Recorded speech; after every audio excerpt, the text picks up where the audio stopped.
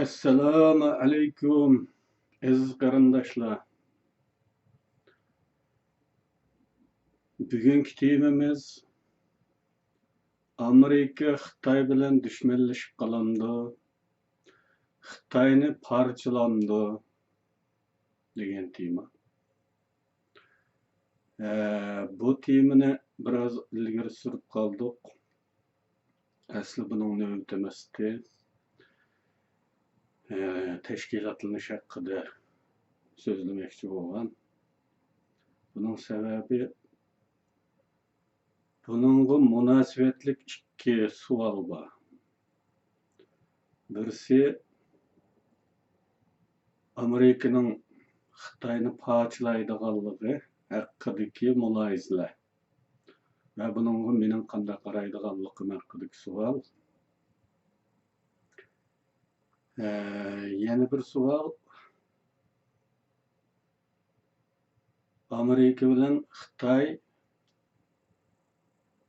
dunyoning super kuchi, odatdan tashqari kuchi bo'lish jihatda raqobatlashadiganligi va bu raqobat uchun Amerikaning Xitoyni parchalaydiganligi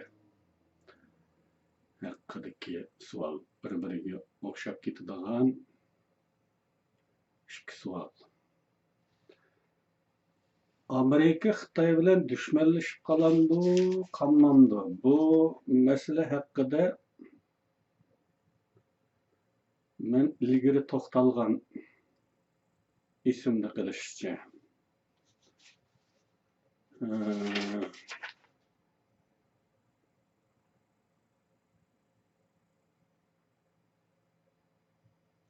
Sharq Turkiston mustaqillik harakati va Amerikaning tutumi degan bir maqola bu kitobda bor ekan.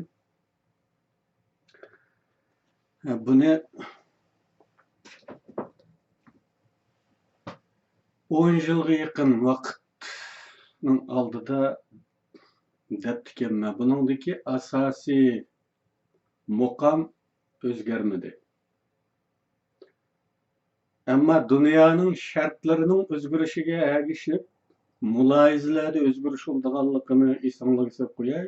Bir mulohaza menga putirab turishi notayin. Chunki dunyoning shartlari o'zgarib turdi. Kuch nuqtalarining shartlari o'zgarib turdi, munosabatlari o'zgarib turdi. Shundaqla kuch nuqtalarining yeni planlari o'tirg'i chiqadi. Ilgari o'tirg'i chiqmagan planlari. Bir mulohaza uchun kerakli bo'ladigan nurg'un omillar bor. Kuch nuqtalarining munosabatlari, manfaat to'qinishlari va ularning dunyoda tutgan o'rni, iqtisodiy kuchi, harbiy kuchi va kelgusi plani. Shundaqla ma'lum rayonning strategik o'rni, u yerdagi boylik. Ya'ni bu boylik degan vaqtda strategik boyliklar. Neft, uran, oltin va kelgusining yaqinlisi bo'lgan bor qatorliq. Bunda shartlarning o'zgarishiga ergishib, mulohazaning to'g'ri xatoligida o'zgarish bo'ladi. Shunlashqa agar muhim shartlardan birisi o'zgarsa, u holda bir mulohazaning asosiy muqomi o'zgaradi. Agar muhim shartlar o'zgarmasa va o'xshash shartlar burunga qaraganda rivojlangan bo'lsa, burungi xulosa, burungi mulohaza yanada kuchga ega bo'ladi, ammo uning yanlariga boshqa qo'shimchalar qo'shilishi mumkin. U tilga olingan kitobda men Amerika bilan Xitoyning dushmanlashib qolmaydiganligini o'tirib qo'ygan. Xitoy bilan Amerika dushmanlashmagan avval aslida Sharq Turkiston mustaqillik harakatiga Amerikaning hech qachon yordam bermaydiganligini muayyanlashtirgan. Endi növbetde Xitayni parçalaydı. Eğer Amerika xalısa Şarkı Türkistan xalqini qurollandırdı degan gaplar o'tirdi. Vaqtdagi mulohizalar bor. Endi men oldingi suhbatda va uning oldidagi suhbatlarda psixologiyaga oid mazmunlarni deb o'tdim. İnsan o'zi yaxshi ko'radigan xabarga tezroq ishonadiganligi. Ya'ni insonning yoshirin engida bir moyillik qilib bo'ladi. Bir sxema bo'ladi yani. Ramka bo'ladi deyni. Qilib desek de ham yaxshi ekan yana. Bu qilibqa uyg'un kelgan xabar, uyg'un kelgan mulohizalar tez qabul qilindi. Va ishonadi unga. Unga qarshi bo'lganlari, u qilibqa qarshi bo'lganlari va gumoniy qaraydi. Eng insof qilganlar gumoniy qaraydi. Angliq, ilmiy odam bo'lgan bo'lsa, u bunga gumoniy qaraydi. Odatdagi odamlar darhol shu yerda qarshi chiqadi hatto. Bu insonning psixikasi. Öz sözümüzge kelsak, kelgusida Amerika Xitoy dushmanlashib qilish ehtimoli bormi? Biz oldi bilan kichkina tarixni eslab o'taylik. Chunki tarix omili, tarixdagi davlatlar munosabati mulohizada yana bir aynak rol o'ynaydi. Chunki tarix takror etadi degan bir nazariya var. Shuningga asosan tarix takrorlanishi mumkin. Tarixning hamma ujur-bujur emas. Shundoq asosiy mazmun takrorlanishi mumkin. Amerika 2. Dünya urushi mezgilida Xitoyga yordam berib, Xitoylarning munqariz bo'lmay put taraf turishiga sabab bo'lgan edi. Bilasizlar, 2. Dünya urushida Yaponlar Xitoylarning bütün dengiz bo'yi rayollarini ishg'ol qilib bo'lgan. Shunlashqa poytaxtini Nanjingdan Chongqingga ko'chirgan. Yani poytaxtni ko'chirishga majbur bo'lgan bir vaziyatda va ichki quruqlikqa qapsilib qolgan bir vaziyatda. Soğuk munosabatlar urushi davrida sirtqi qarta ishiklarini dumlab olgan Xitoyning ishkini chekib, uni zo'rlab degidek dunyoning siyosiy sahnasiga elib chiqib, muhim rol taklif qildi. Amerika qildi buni. Kissingerning kelganligining xabaring bor. 71-yilda tunji qatim Xitoyning ishkini Kissinger ochdi. Xitoy 20 chiqib qatim keldi. Xabar qilingani, xabar qilinmagan ular. Xitoylar. Xitoyning ishkini ochdi, zo'lab. Uni zo'lab degidek dunyoning siyosiy sahnasiga elib chiqib, muhim rol taklif qildi. Rol.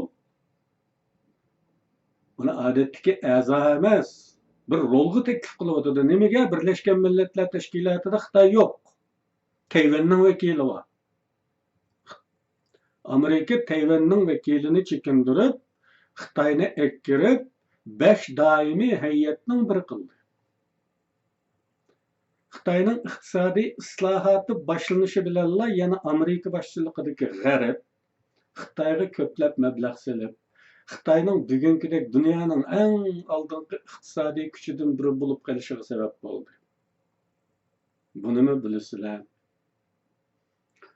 Endi biraz tafsilotga kelaylik.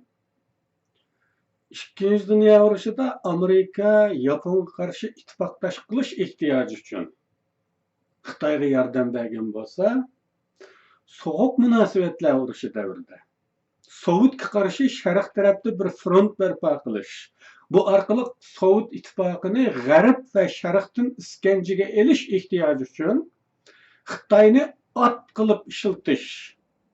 Bu shaxmatdagi ot.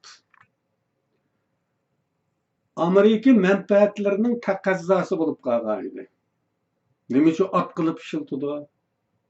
Agar u pechka bo'lsa, u Sovetga qarshi qo'yg'ili bo'lmaydi uni. Bek aciz kelib qoladi. Shuning uchun biroz kuchaytirmak lozim Xitoyni. Sovet ittifoqi bek kuchli. Xitoy bek aciz bo'lg'achqa, Xitoyni ma'lum darajada kuchaytirib, andin Sovetga qarshi qo'ymasa, kuch tampongligidagi farq tufayli bundaq bir kozurning roli bo'lmaydi.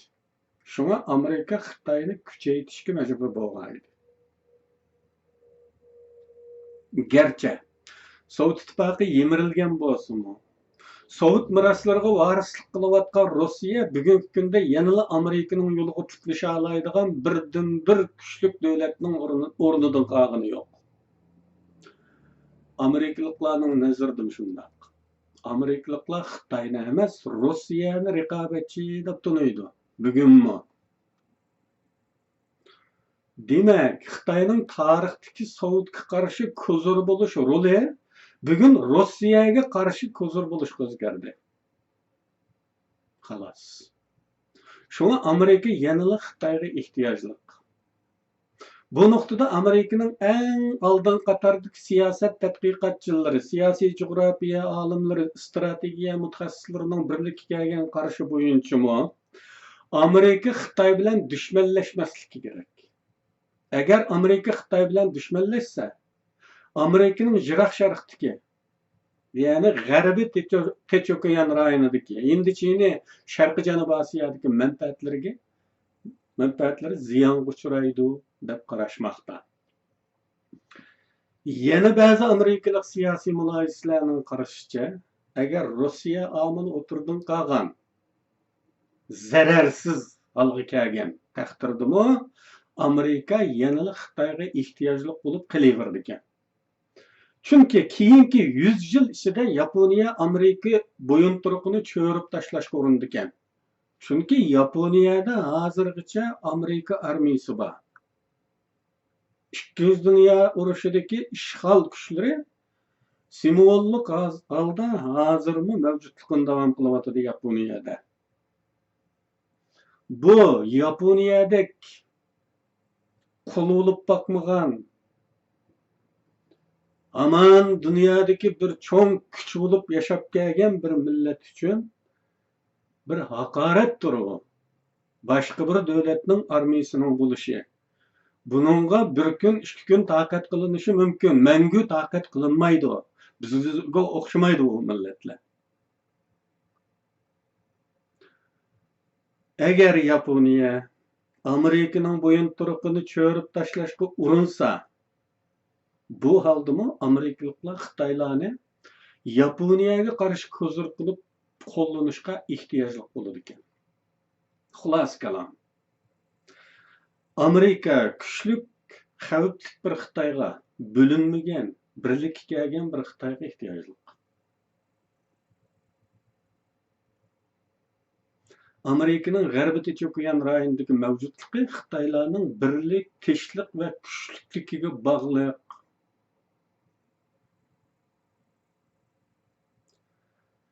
Amerika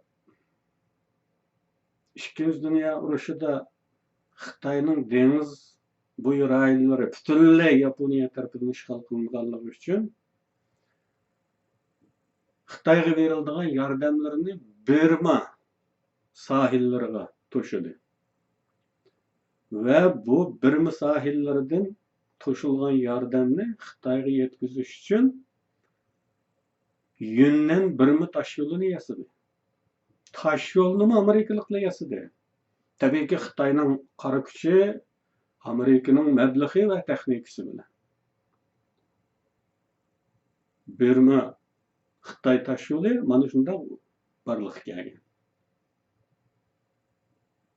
Ve bir yerde Amerika'nın yardımı bilen puttirab turgan Xitoylar. Endi soğuk münasebetler urushida Sovet Xitay düşmanligi 70. yıllardan başlardan başlap 70. yıllarının ahırlargacha aralıqta intayin küçeygen. Biz urushga tayyorlik qilish uchun joy-joylarda ishdan ayrilgan ba'zi guruhlar yer osti yo'li kovlaydigan ish vaqti. Buni eslayalaysizlar, hamma yerda yer osti yo'li kovlagan. Sovetning tajovuziga tayyorlik qilish uchun. Bu chaqdimi Amerika Sovetga qarshi bir bayonot e'lon qilib, agar sening bir bombang Xitoy territoriyasida portlasa, biz Moskvani bombalaymiz deb ta'dis silib, Xitoyni qutqizib qolgan ikkinchi qitimliq qutqizib qilishi bu. Xitoyni dunyodagi eng chong iqtisodiy kuch qilib o'tirg'i chiqarishdimi Amerika boshchiligidagi G'arbning mablag'i rol o'ynadi. Dunyodagi eng chong şirketler, en danlıq markalarning Xitoyda yasab, texnik ko'p foydalanish uchun Xitoyning arzon emgak kuchidan foydalanib, texnik ko'p foydalanish uchun Xitoyga mablag' soldi, Xitoyni iqtisodiy jihatdan qad ko'targizdi. Bu 3-chi qatimliq qutqizib olish bu Xitoyni.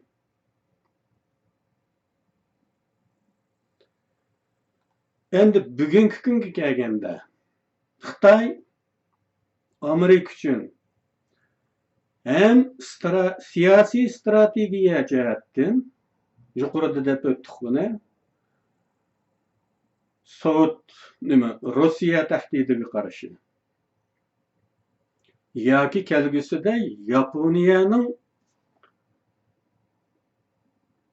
bosh ko'tarishiga qarshi kuzur rolini davom qiladi. Buning uchun Amerika Xitoyning parchalanishini, bo'linishini, ojizlashishini xohlamaydi. Texmi muhim sababi Amerika davlatining hokimiyat qatlamini belgilaydigan, Amerika siyosatini belgilaydigan kuchlik sinf, kapitalistlar sinfi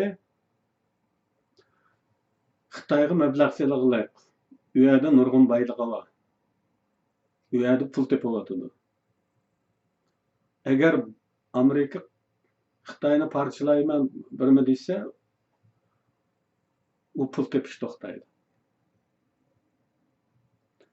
Uning uchun Amerika kuchlik, xavfli bir Xitoyga, bo'linmagan, birlikka kelgan bir Xitoyga ehtiyojli. Amerikaning g'arbida Okean rayonidagi mavjudligi Xitoylarning birlik, tinchlik va kuchlikligi bog'liq. Bir kuchli Xitoy qo'shnilari bo'lgan davlat va rayonlarga tahdid unsuri bo'lgandilar. Ya'ni bir kuchli Xitoy qo'shnilari bo'lgan davlat va rayonlarga tahdid unsuri bo'lgandilar. Amerikaning homiyligi, qo'g'dishi bir aka bo'lib turishi zaruriyatga aylandi. O'tirdi bir kuchli Xitoy bo'lgan chog'da. Bu Xitoydan qo'rqib, bu kichik davlatlar, G'arbiy Tinch okean rayonidagi kichik davlatlar va rayonlar bir akaga ehtiyojli bo'ladi. Bir kuchli Xitoy Tayvanni qo'rqitdi, masalan. Va Tayvan o'z kuchiga tayanib Xitoyga taqobil kelolmaydigan bo'lganligi uchun Amerikaning qo'g'dishi, homiyligi zaruriyat bo'ladi. Kuchlik va parchalanmagan Xitoy cho'ng davlati bo'lgandilar, Yaponiyadagi Amerika mavjudligi zaruriyat bo'lib qoladi. Shundaqla Janubiy Koreyaning Amerikani bir qo'g'diguchi homiy deb bilishi uchun kuchlik bir Xitoy omili shartdir. Qisqasi Amerikaning G'arbiy Tinch okeanidagi mavjudligini qonuniylashtirgan omil Xitoy omilidir. Xuddi o'tmishda bo'lganidek Rossiya Xitoy dushmanlashishi kelgusida cho'qim takrorlandi. Bu holda kuchlik bir Xitoy bo'lmagan ahvol ostida bu rayondagi tangpungliq buzilib, Rossiya Amerikaning nüfuz rayonlarini tahdid etishi mumkin. Parçalangan, acizlashgan bir Xitoy o'tirg'i chiqqanda Amerikaning homiyligida bexatarligini saqlayotgan davlat va rayonlar uchun Amerikaning keragi qolmaydi. O chaqda Amerika bir homiydan ishg'olchiga aylandi. Ya'ni bu davlat va rayonlar Amerikani homiy sifatida ko'rmaydigan bo'ladi. Jur'at qila olganlari Amerikaga xayri xo'sh deyishi mumkin. Jur'at qila olmaganlari Amerikaga chiqib ketish haqida besim qila olmadi deyilgandimi. Qarashlari o'zgarib, uni ishg'oliyatchi sifatida ko'rishga boshlaydi. Bu demak, bir surkilishning asosi Amerika uchun aytganda bosh og'rig'i demakdir. Bundan boshqa, iqtisodiy foyda Amerikaning Xitoyni ajizlashtiradigan har qanday bir harakatda bo'lmishida texmi unumli bir unsurdir. Ko'pchilikka ma'lum bo'lganidek, bugun G'arbdagi davlat alqagan cho'ng shirkatlarning, danliq markalarni ishlab chiqarayotgan shirkatlarning hammasining Xitoyda sho'b zavodlari, korxonalari bor. Azamga kuchidan foydalanib ishlab chiqarilgan mahsulotlar orqali haslab foydalanayotgan kapitalistlar Xitoy qalaymiqonlashsa bu foydalardan emas, sog'an mablag'lardan qurgan zavodlardan ziyon tortadi. Bundaq ziyon bo'ladigan ishga kapitalistlar rozi bo'lmaydiganligi aniq. Undaq ekan qaror chiqarish huquqi bo'lmagan, sarxil oilalarning, sarmoyadorlarning qo'chqi bo'lgan Amerika hukumati ularning irodasiga qarshi oldi. Ideologiyalar uchun, quruq shuvarlar uchun bundaq bir qarorga kelishi mumkinmi?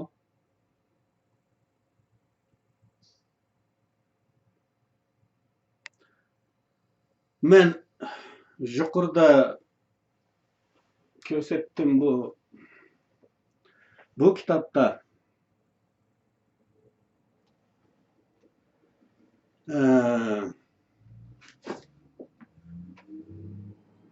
tilga ilingan bir maqolada Zebgenev Brzezinskining qarashlarini naql qilgan edim. Bilisizlar, qachon ko'p kitob o'qiydigan qarindoshlarim. Zebgenev Brzezinski Harvard universitetining siyosat ilmlari professori, shundaqla Amerikaning davrida prezident uchun Carter uchun siyosat maslahatchisi bo'lgan odam. Zevgeni Brzezinskining qarashlarida Xitoyning rayon zumgarligiga ko'z yumish orqali uning cho'ng davlatlik g'ururini oz to'la qanoatlantirish, ta'pilash, millatchiligining o'tkir qirlarini yumishtish, uni bir oz bo'lsa-mu deganimni qila oldim deydigan qanoatga keltirib, cho'nglik xumarini oz to'la besishning Amerika uchun foydali bo'lganligi ogohlantirildi. G'arbiy Tinch okean rayonida Xitoylar bilan bo'lgan har qanday to'qnashishning Amerika uchun intayin ziyonli ekanligini qayta ogohlantirdi.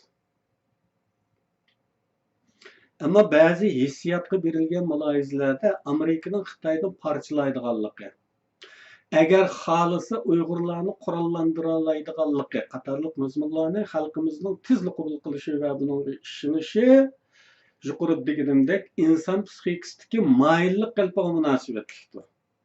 Ya'ni burungi so'zlarimda deb o'tganimdek insonning ko'nglida bir xil mayillik qalbi yoki mayillik sxemasi bo'ladi. Anlaganlari buning uyg'un bo'lganda nayt tezlik qabul qiladi. Ishonadi. Ya'ni inson o'zi anglashni yoqtiradigan mazmunni tezlik qabul qiladi. Bunda xabar yoki mulohazalarga ishonishimizning sababi ana shu mayillik qalbidan kelib chiqqandir. Yuqorida bayon qilingan sabablar kelgusi 100 yil ichida eng az degandimi kelgusi 50 yil ichida Amerika Xitoy munosabatlarining izchil hamkorlik munosabati bo'lganligini ko'rsatmoqda. U holda Xitoy Amerika munosabati dushmanlikka aylanmagan ahvolda Amerikaning Uyg'urlarga haqiqiy turda yordam berishi mumkinmidi? Agar mumkin deyilsa, bu qanday sababdan bo'lishi mumkin? Buning asos qilgan mantiqisi nima bo'lishi mumkin? Savollarni mana bu taklifda qo'ysanglar bo'ladi. Masalani tushunishda mana shunday savollarni qo'yib, tamoman hissiyotdan irg'dalgan holda aql va mantiqiga tayanib javob izlasak, ondan to'g'ri yakunni topa olamiz. Deyilayotgan yoki kutilayotganlarning aksicha, xuddi tarixda bo'lganidek, Xitoy Yaponiya munosabatlarining dushmanlikka aylanish ehtimolligi texmi aqlga yotadi. Xitoylar yangi Ipak yo'li qurilishi, bir yo'l, bir belbog', energiya yo'llarini qo'g'dash ehtiyoji va tarixdan kelayotgan Xitoy kollektiv yoshirini engida xamallangan istaklarining daydayga selishi bilan mutlaq turda O'rta Osiyoga kengayishni planlamoqda. Bu eng az degandimi O'rta Osiyo rayonlarida harbiy baza qurishni jiddiy taqozo qiladigan planlardir. Bu sebep bilan Rossiyaning an'anaviy nüfuz rayonlarida bir to'qinishning bixi kundan kunga ko'zib ko'rinmoqda. İkinci tarafdan Uzaq Sibiriya, Rossiyaning uzoq sharqida Vladivostok qatorliq, Vladivostokdan shimolda toki Saxalingacha jiddiy ortayotgan Xitoy ko'chman nüfuz tufayli Xitoy Rossiya orasida muqarrar chiqishi ko'zlanayotgan rayon xarakterli issiq surkilishmi ko'z yumishga bo'lmaydigan bir reallik bo'lib, Rossiya O'rta Osiyo nüfuz rayonidan yoki o'zining uzoq sharqdagi tuproqlaridan voz kechishdan iborat. Her ikkisi Ruslar uchun milliy or-nomus darajasidagi tanlashga to'g'ri kelganda, Rossiya her ikkisidan voz kechmasdan Xitoylarni niyatlaridan yenishga qistaydigan bir yo'lga muhtoj bo'lishi cho'qim. Bu birdan bir yo'l Uyg'urlarni, Mo'ng'ullarni kuchkirtish. Xuddi 40-yillarda bo'lgandek bir mustaqillik urush keltirib chiqarish bo'lishi cho'qim. Xitoylarning Uyg'urlarni yo'qotishga birdilla aldirishi. Xitoylar 2000-yildan keyin milliy siyosatida bir burilish nuqtasi yasadi. Xabaringlar, o'tir maktablarda Xitoycha o'qitishni jiddiylashtirdi. 2009-yildagi 5-iyul Urumchi qatliamidan keyin Xitoy yana bir burilish yasadi milliy siyosatida. Ya'ni tamoman yo'q qilishga, ya'ni buni burunqi uslublari bo'yicha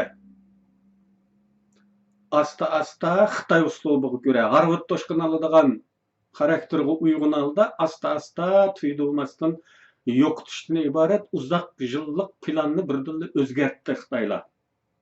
O'zgartib hamma tarafdan ma'naviy va jismoniy jihatdan yo'qotishni tezlashtirdi va buni qisqa muddatda amalga oshirishni kun tartibga qo'ydi.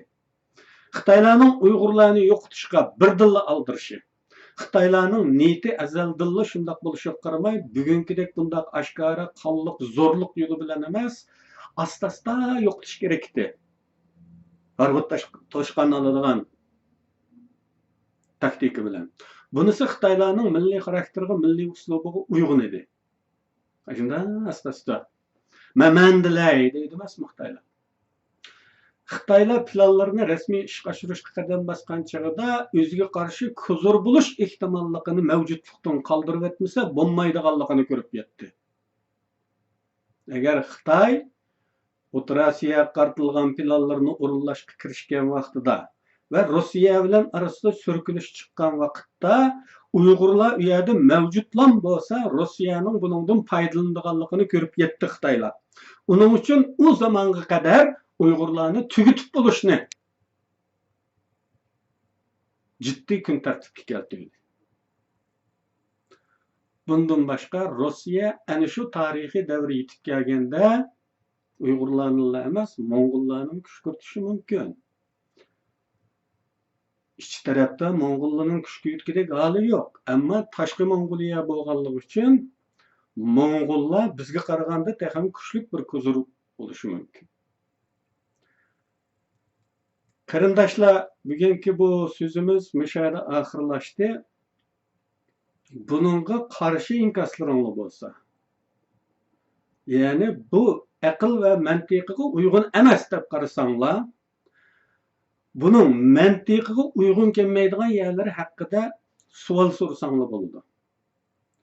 Va bu bizning suhbatimizni jonlantirishga, texmi kengaytirishga sabab bo'lish bilan birga savollaringizga javob izlash uchun mening texmi qat'iy qilib izlanishimga sabab bo'ladi. Meni texmi olg'a yetaklaysizlar. Shuning uchun savolinglarni kutaman. Mantiqiga uyg'unmi emasmi? Mantiqiga uyg'un bo'lmasa, nari uyg'un emas? Mana bunday so'ranglar. Hammanglarga rahmat.